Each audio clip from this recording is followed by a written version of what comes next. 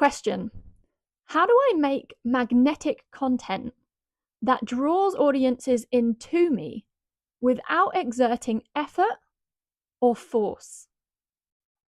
Perhaps you've been scratching your head and wondering, how do I expand my reach? How do I grow my audience? And you feel like you've already optimized everything on the platforms or in your editing. And now you're asking yourself, what is going to be my next competitive edge? If that is you, then in this video, I am going to share about how I learned to cultivate an infectious aura. An aura that deeply impacts other people and that ignites transformation in them in profound and palpable ways. Now, using the notes and also the baseline survey that I have uploaded to my store, which is now available for download, you will be able to measure the increase in your own magnetism. And what this will unlock is an experience of being able to produce content from a state and from a frequency of ease and grace that will actually lead other people to flock to your content. So we're switching from no longer chasing people down to instead radiating and emitting a frequency that actually draws them into you. So the format of this video is going to be in 4 sections. What is magnetism? What are the benefits? How to be magnetic? And section 4, practices for cultivating magnetism. Okay, so section 1, what is magnetism? Let's understand that first of all before we go any further. So magnetism is a natural ability to attract or to influence others.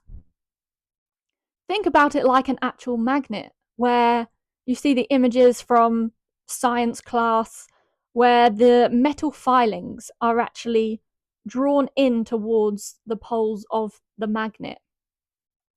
So a magnetic individual has this same ability of drawing people in, attracting people to them.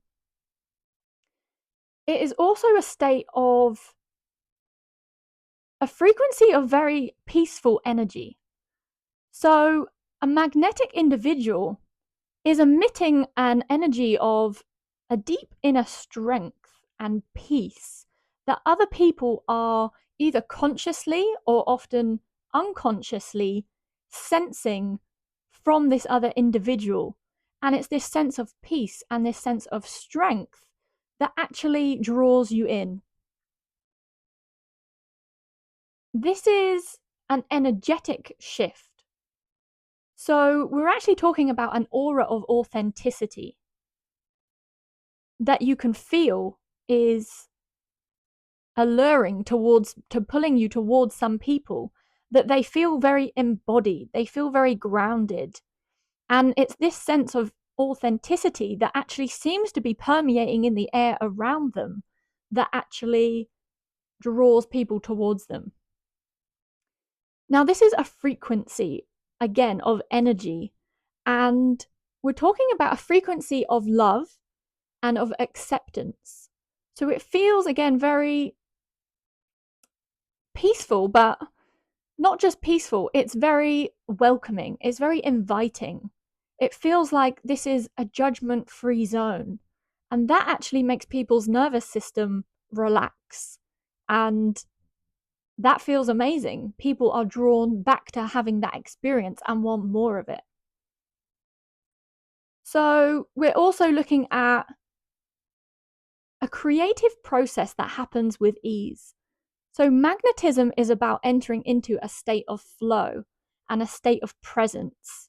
It's a very feminine, very passive energy. And we see that kind of feminine energy displayed to us in nature in the same way that plants or trees are growing and extending themselves and taking new shape. And this is the way that a magnetic individual will actually create and will build and will think and behave in ways that are in this very natural flowing force. It's not feeling disjointed or there's no friction. It feels very smooth, and that feels very inviting. So, magnetism is also about balance.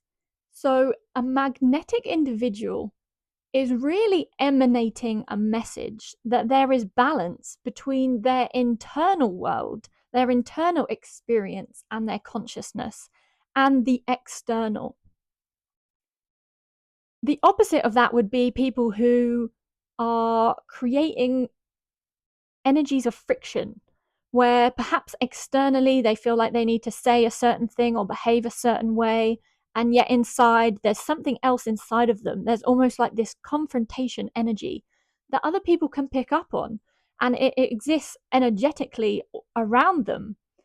So, this balance of this harmonization between internal experience and external shows that someone who is magnetic has this smooth and balanced and harmonious consciousness. It's also about the energy of being very alluring, this pulling energy. It's something that draws you in. It feels comforting, yet also slightly mysterious. There's some alluring energy of mystery, of, oh, what is it about this person that feels so enticing, that perhaps stands out from the rest of the crowd. So there is a slight air of mystery. And again, people don't necessarily realize consciously what it is about someone that they're drawn to, as opposed to being drawn to somebody else. And finally, magnetism is a passive energy. This again is the feminine movement of direction. It is a pulling force. It is a drawing in. So it's not a controlling, masculine, pushing energy, which would be something that was more manipulative or trying to change or affect the opinions or the behavior of other people in a way that is denying them their free will. This is instead very passive. This is saying, here I am, I'm emitting this frequency, and it's very much like a moth being drawn to the flame or a moth being drawn to a light. They then choose to come in because it's so inviting and so comforting to be closer to that energy and to that frequency. Okay, amazing. So, section 2, what are the benefits of magnetism? First of all, it's going to be a draw on people. So, you can use this as a way to attract audiences into you.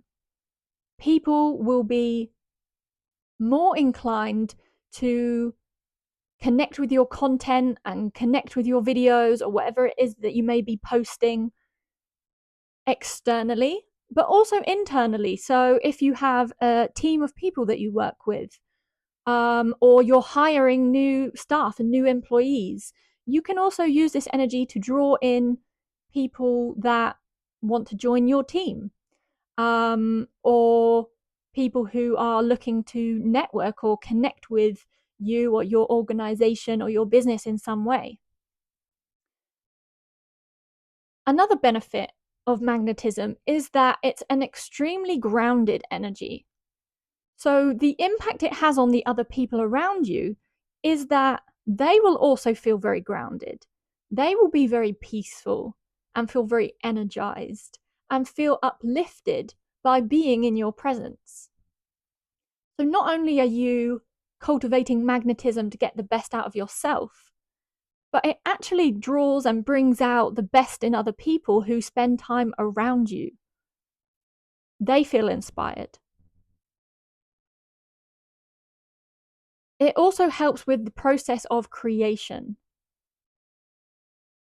If you are building something, let's say you are preparing either a project or you're going to be recording a piece of content. If you build this thing from the energy and the frequency of ease and grace and flow, that energy will actually be imbued within the product or the video that you create. So the content itself will be shifted energetically.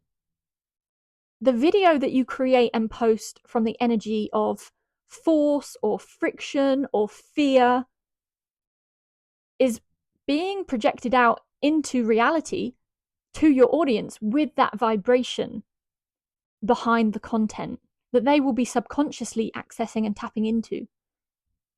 Content, however, that is made from this state of flow will be affecting the energy and the consciousness of those people with this new transmission, with this new radiance that most people are not going to be able to be consciously aware of it, but it will be a felt experience that they will feel the shift in their body. Magnetism also inspires. So by creating and cultivating magnetism in yourself, you can use that to motivate and to heal others. Your frequency, essentially, your energetic field, which floats around your body in like this hamster ball around you, actually becomes almost like a medicine, an energetic, soothing balm that other people come into contact with that frequency and they feel lighter. They feel more optimistic. They feel more creative or passionate, more aligned with their true self, with their true intentions. And so magnetism in one individual actually becomes an infectious force that has a knock-on effect and a domino effect on an entire group. And so the returns on doing this actually compound, because not only are you seeing the personal gain and the personal difference in the work that you're producing, but also if you imagine this entire collective of people who are coming together to either create content or are building a business or whatever it may be, if all of those people are creating this shift, creating this transformation in their consciousness, in their energy, then the compounding effect that the group of what the group is capable of producing will be huge. The returns on this will be huge, especially when you are working with others in bigger groups. So this is a process of basically unlocking your authenticity. So another benefit of magnetism is that you will be embodying your authentic self, your true self. The version of you that is free from the fears and the programming and the conditioning that you didn't realize that you had picked up along the way. That might be conditioning from your childhood, from society, from your ancestral lineage. So magnetism and unlocking this is actually the liberation of the true you and the liberation of being able to access your full potential, what you are truly capable of offering to the world. This then becomes an invitation, as I said, to the people around you. And what you are basically emitting is a message. So as you are grounded and present in your authenticity, you are radiating out a message to everyone that comes across you, everyone that watches your content, that it is safe to be you. And you do that by embodying your true self, which is flagging to everyone else that it is also safe for them to take that big sigh, a sigh of relief, a deep breath, and understand that you are safe, you are welcome here. It's a dropping of people's barriers, a dropping of people's defense mechanisms, which allows them to really express their truth. This is really then a form of leverage. Magnetism is what I would describe as life force leverage. Now, what is leverage? Leverage is about increasing your return on investment. Let me give you an example. If you were to push a ball, for example, on a flat surface, it will go, let's say, 10 meters. If you were instead to push a ball and it was going on a slight uphill gradient, then the force that you use, the same amount of force, is going to actually push the item a smaller distance. It's going to be less than 10 meters. So let's say uphill, it's only going 5 meters. And yet, if you were to have a downhill, you use the same amount of force, and the distance that the item would go would actually be further. So it would go, let's say, 15 meters. And this is the concept of leverage, about how can you increase the return on investment, in this case of your actual life force energy, of your time, of your energy, of your attention. How can you exert the same or even less amounts of energy and force outwardly and get more in return, have a greater impact, a greater benefit? So magnetism, through altering the frequency of your consciousness, embodying the authentic you, and the impact that has on not just the content that you're creating, but the people that you work with and the audience who listen or watch your content. All of this is basically returned back to you multiplied. It compounds over time. So this is the idea of leverage. And then finally, the last benefit of magnetism is that you will experience increasing levels of synchronicities in your life.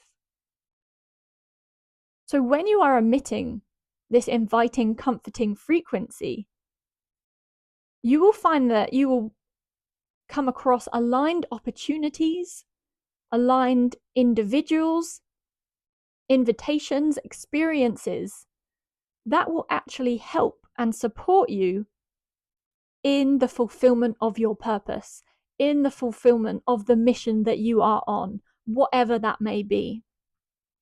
So you have a greater attracting force of drawing to you those things that you need, those supplementary variables or conditions or environments that are actually going to propel you forward in your own creations and your own achievements. Okay, so moving on to section 3. How to be magnetic. So what are some of the key characteristics of this frequency?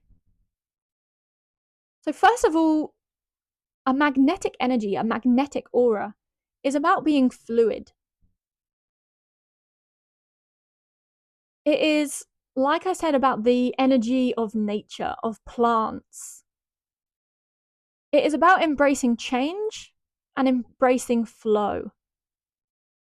So you need to be someone that is embodying this fluid energy of not holding tightly to the status quo, not expecting things to stay as they've always been, not expecting things to always go to plan, but being able to be agile and move with the changing flux of reality and experience as you experience those changes in your process of creation or building or whatever it may be.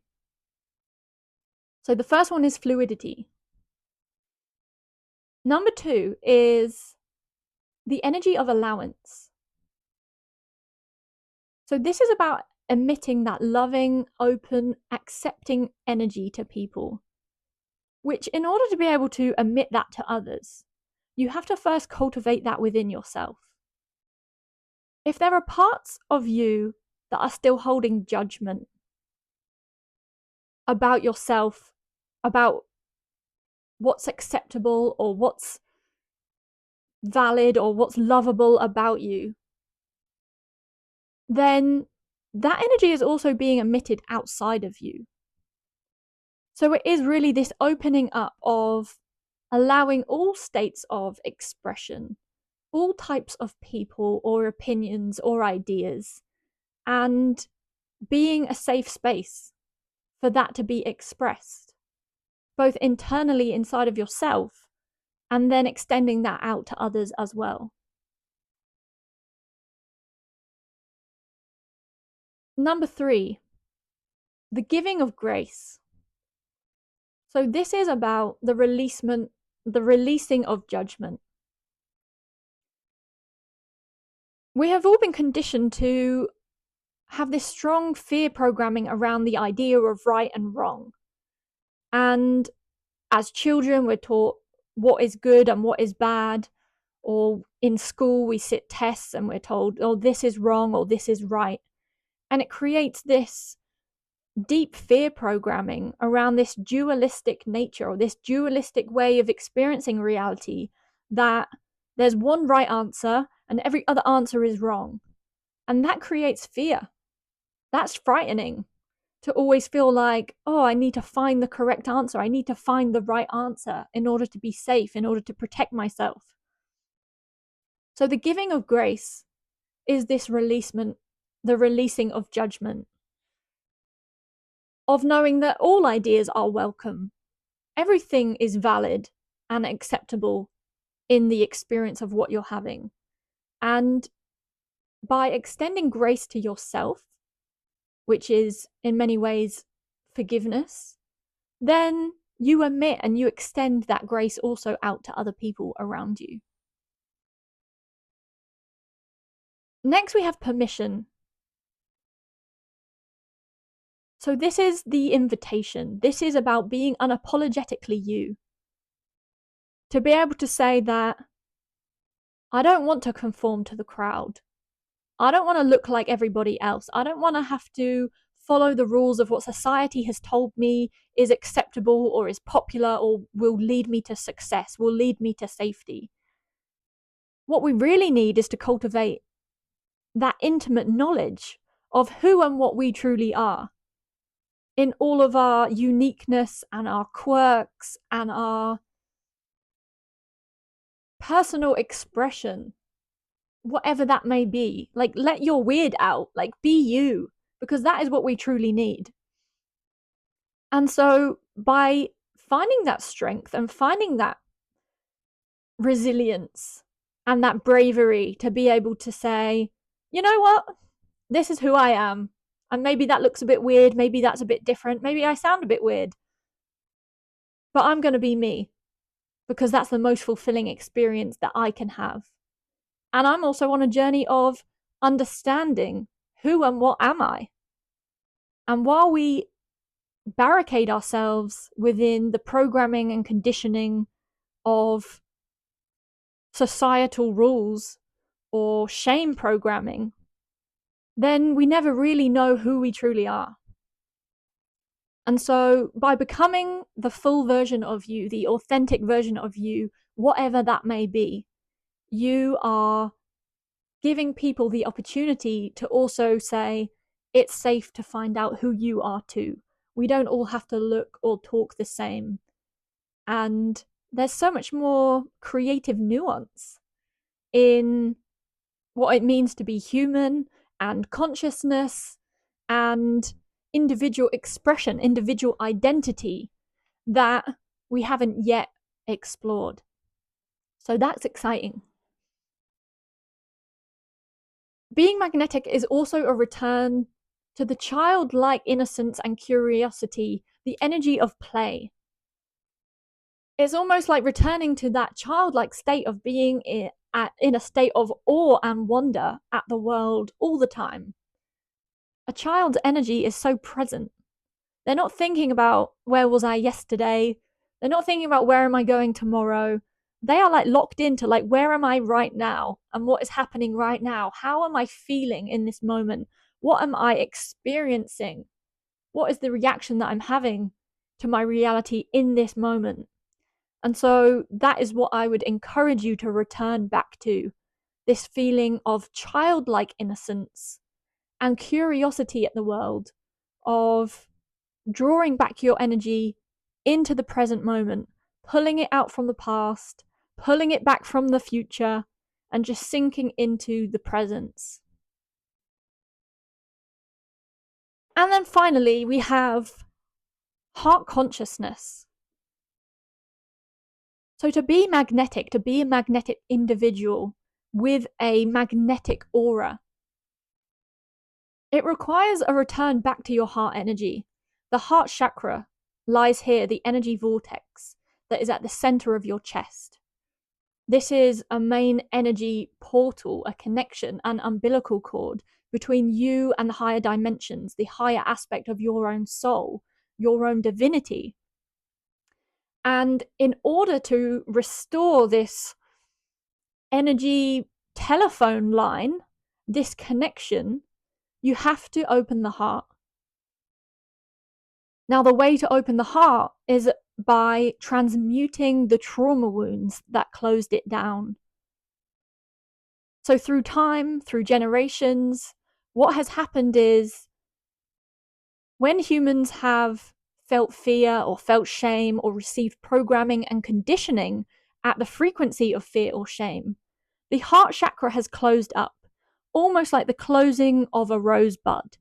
And so it's tightly clenched close, like the new bud of a plant, of a flower, of a rose. And this is the same process as the unborn baby's umbilical cord being clenched shut. They're not receiving the information, they're not receiving the sustenance, the energy, the nutrients, the nourishment that they require. So in order to become magnetic, we have to reverse this process, this closed rosebud of the heart chakra. We have to learn to open it up and allow love to return. Allow that palpable connection between you and the higher dimensions to be restored. That is the connection between you and your own divinity.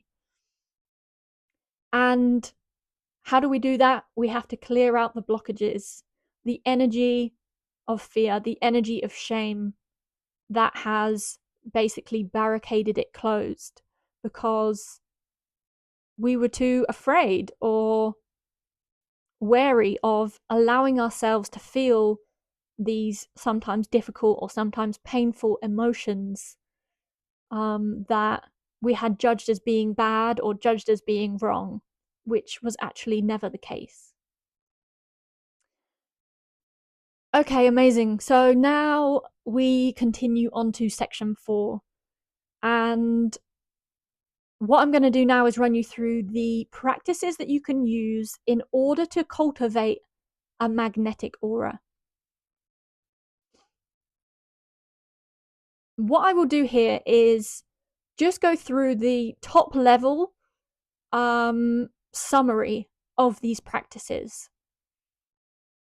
But what I have done is prepared detailed information, not just on the information that I have shared, but these practices themselves. So there is detailed notes about what to do and how to do it that I have made available on a PDF that is downloadable from my store. So I will put the link to the store in the description below, and you can access this document with the detailed version from the store.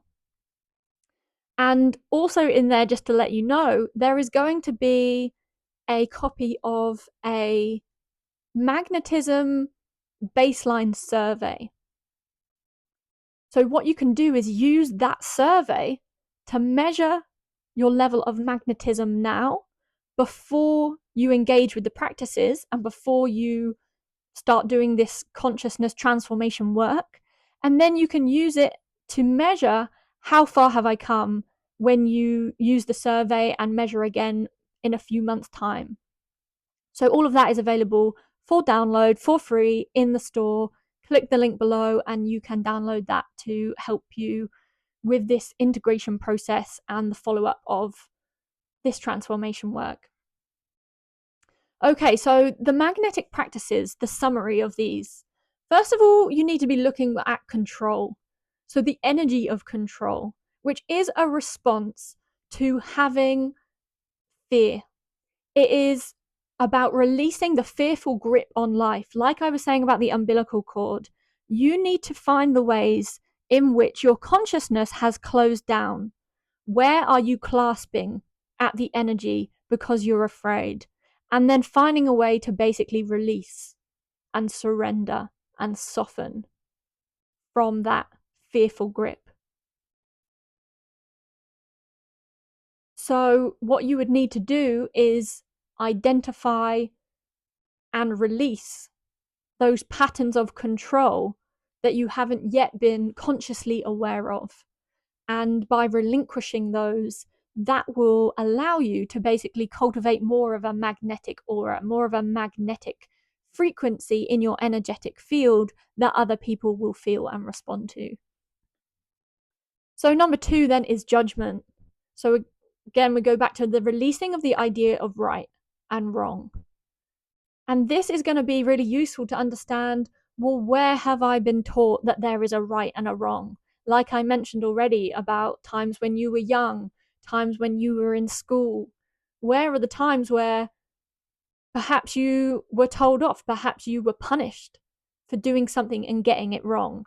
And the pain of that trauma, the pain of that memory will be creating a defense mechanism in you, in your consciousness, subconsciously, that says there is a right way and there's a wrong way. And that creates this judgmental process of seeing the world and viewing the world through the lens of right and wrong.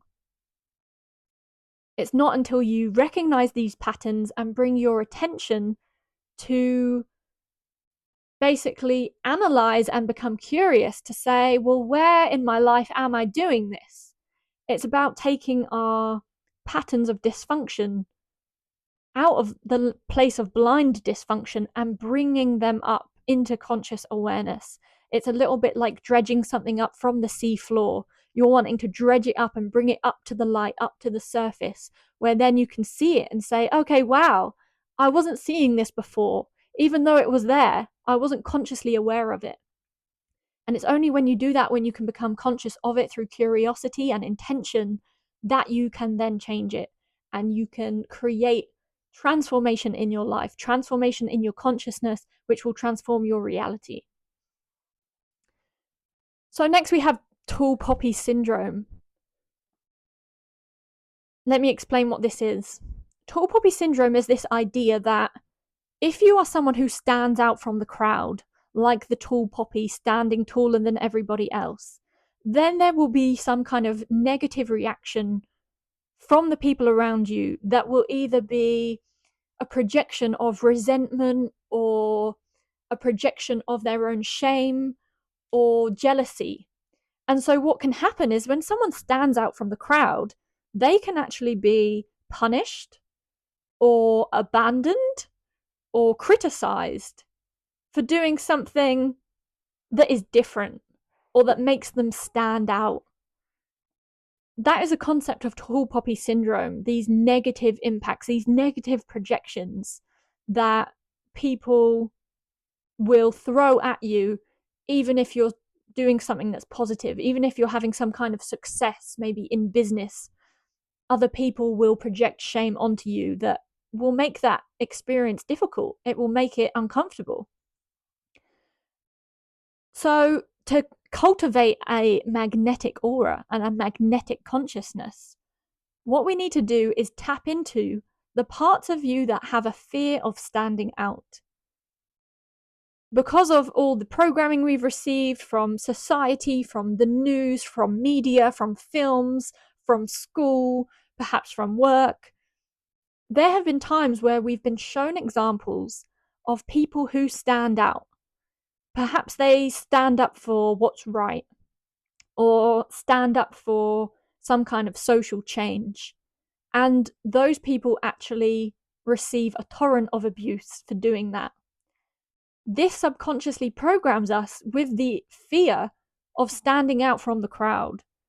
And so the optimal position for us then becomes, I'm going to conform so that I can stay safe. I'm going to conform in the crowd so that I have the support of everyone around me.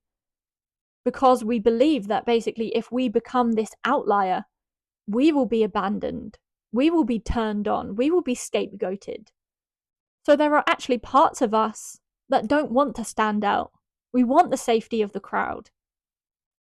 And so those are the parts of us that we need to identify and we need to transform in order to cultivate this magnetism, which is this embodiment of our true authentic selves, being able to say, I want to be me, I want to be authentic, and it doesn't matter to me if that means I'm different.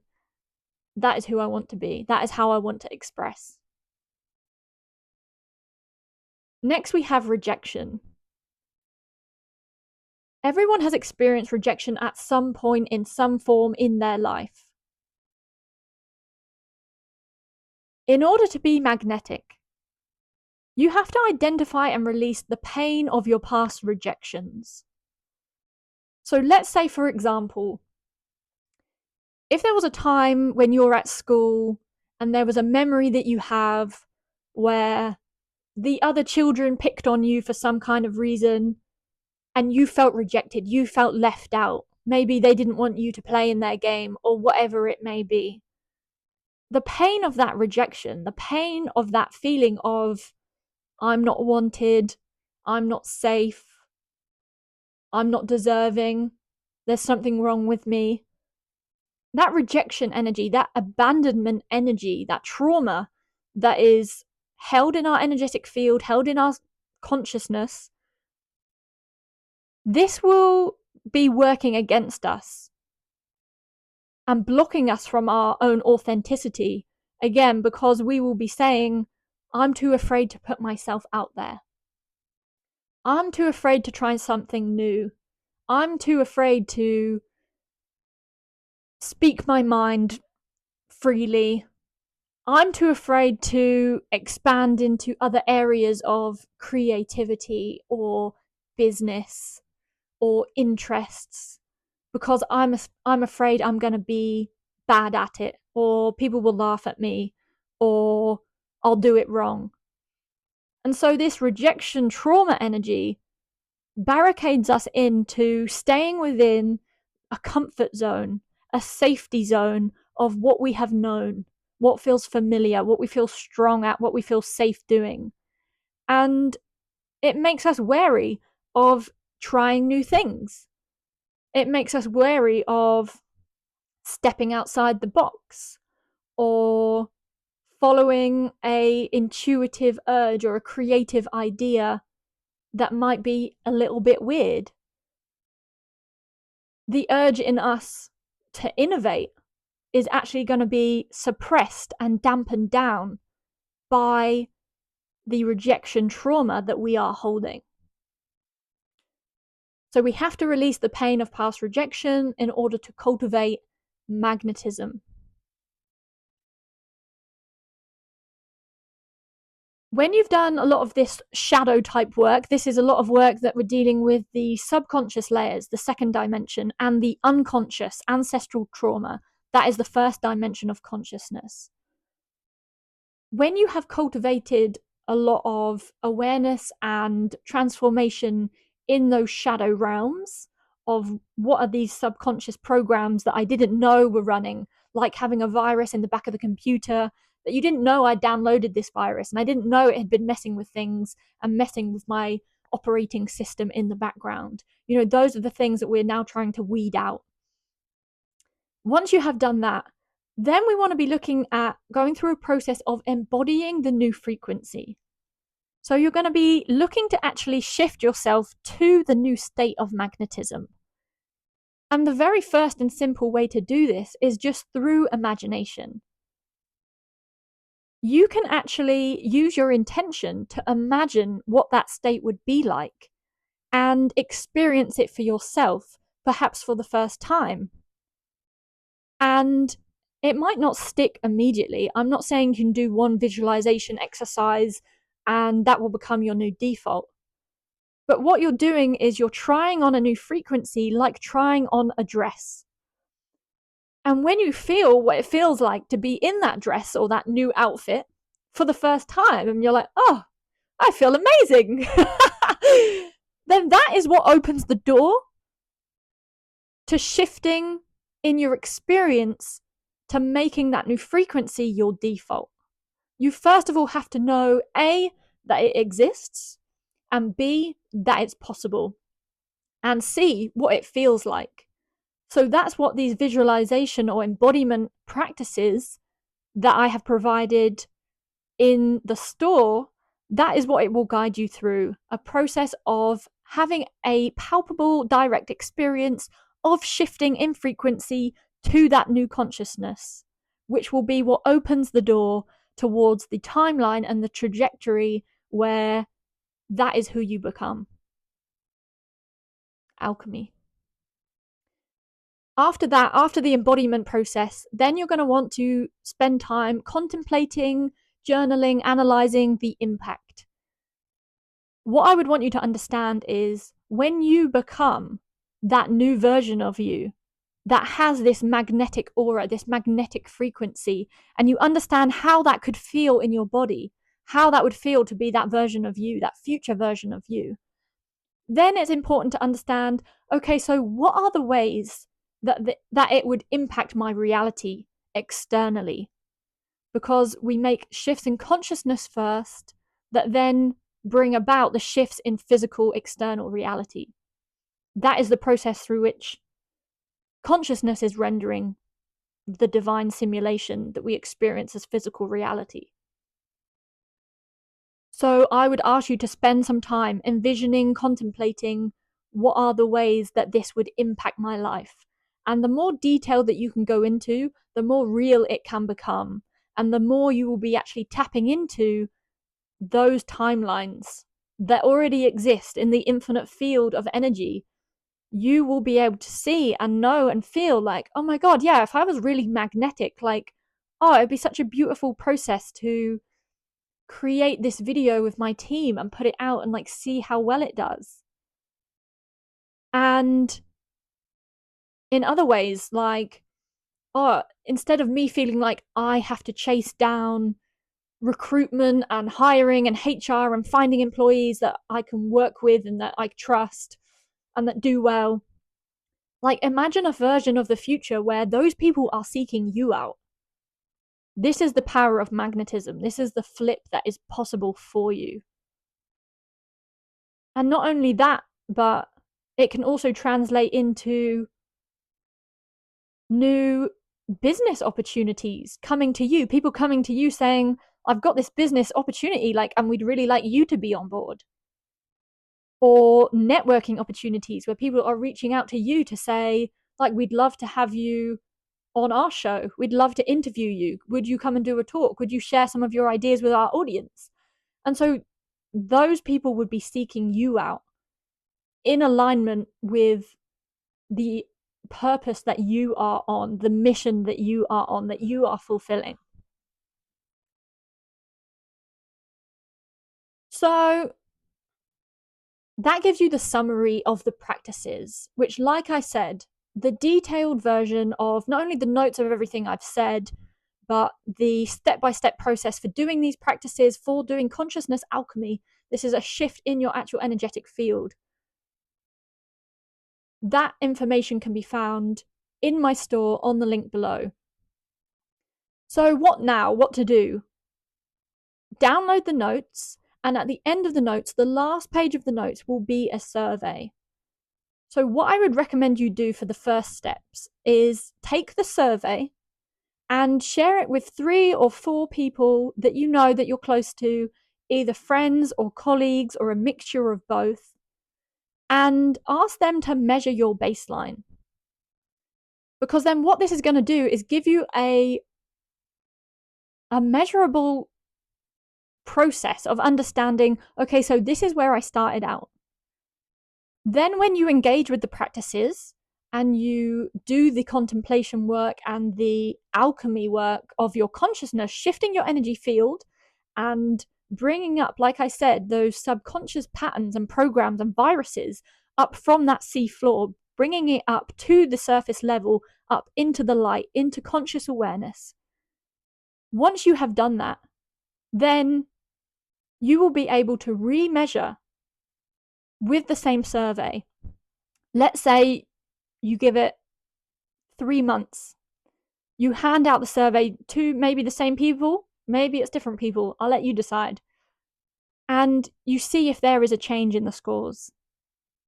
You need to allow like a little bit of time for there to be enough time for not only the transformation internally for you, but then the shift in your behaviors and the shift in the impact that you are having in a way that other people will be able to receive and connect with that impact. So I would give it at least a few months. I would say minimum of 3 months until you look to do the end measuring score. And then it will be fascinating to see, like, while I've been bringing my attention and my focus to this idea of magnetism and bringing your energy towards the idea of embodying this future version of you, you will literally be able to palpably understand, okay, this is the shift that I have achieved.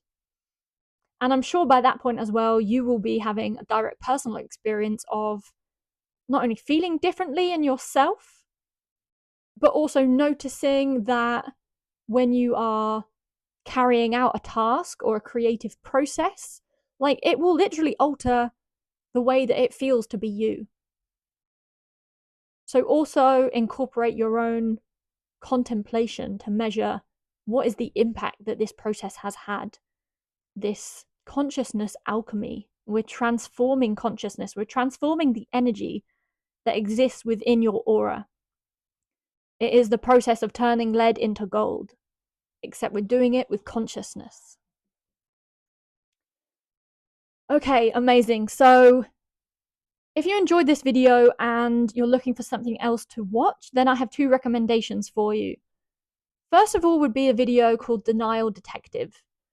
It's one that has the thumbnail that says, "Stop gaslighting yourself."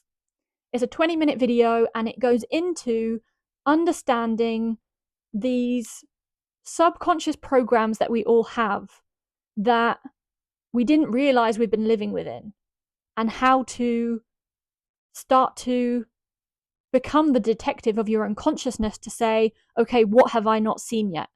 How can I see what's on the seafloor, bring it up to the surface level, and shift things?